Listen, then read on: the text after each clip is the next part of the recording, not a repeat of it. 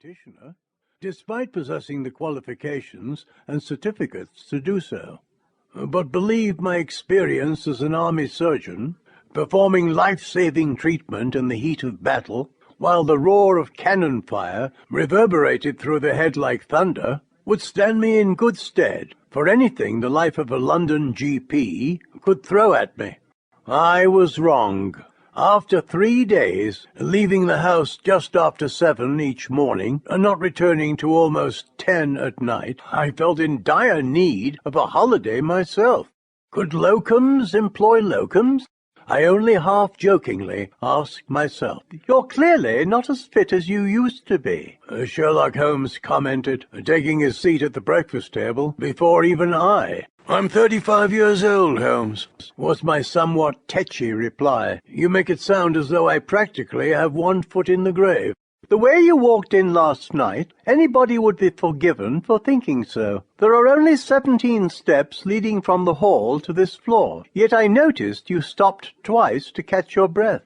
"I was very tired," I explained. "I worked my fingers to the bone almost yesterday. Almost 14 hours with barely a break. I haven't a clue how Templeton does it. No wonder the man needs a holiday."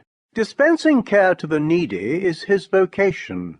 Holmes sliced the top of his boiled egg with one fell swoop. "For you it is a job of work and nothing more.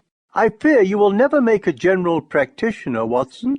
Perhaps you would be better suited, finding yourself a handful of wealthy private patients, to keep your bank balance healthy, and your physical well-being even more so." "A chance would be a fine thing, Holmes," I replied. "Anyway, right at this very moment in time, I'm more interested in knowing what has caused Sherlock Holmes to rise from his pit at such an ungodly hour. When I turned in last night, you were still wide awake." A thought, and not a very pleasant one at that, suddenly struck me. "Don't tell me you haven't been to bed all night." I glanced over to Holmes's bureau, half expecting and secretly fearing to see a hypodermic needle and a bottle of cocaine solution on the desk top. I knew of only 2 things that kept Holmes awake at night: the intellectual stimuli provided by an investigation, and the nervous energy provided by more artificial means, and I knew for a fact he was not employed on a case at present, a state of affairs he had been bemoaning only the day before. Holmes had read my thoughts and quickly sought to dismiss them. "I have not taken recourse to the cocaine bottle," he said firmly. "I sleep when I am physically exhausted or bored out of my mind. Last night I was neither."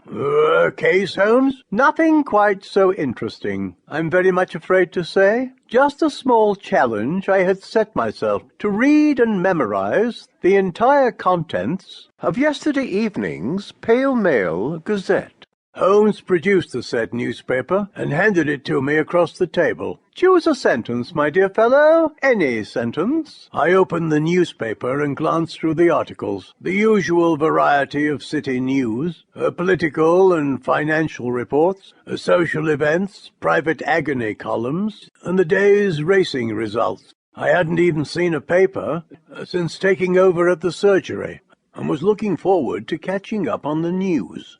Albeit yesterday's. First things first, however, and I began to search for a suitable article to challenge Holmes. An item entitled, "Oulton Tip for Newmarket," attracted my attention, and as instructed, picked a sentence at random. "The weather is tipped to be inclement for this time of year, and this may favour—" "Page 18, column 2, interrupted Holmes. I frowned and tossed the paper onto the nearby armchair, intending to take it with me to read in the cab on the way to Clerkenwell. Even thinking about walking such a distance, in my present condition, brought blisters on my feet. It would no doubt make an interesting parlour game, but would such a skill have any merit in the real world? Negligible, Holmes admitted, and, with a flick of the wrist, threw his spoon across the table in disgust. "These eggs are hard again. Mrs. Hudson!"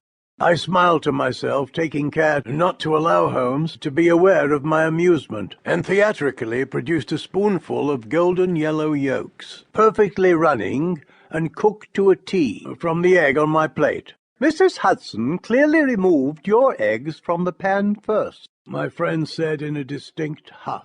By the time they were so decoratively arranged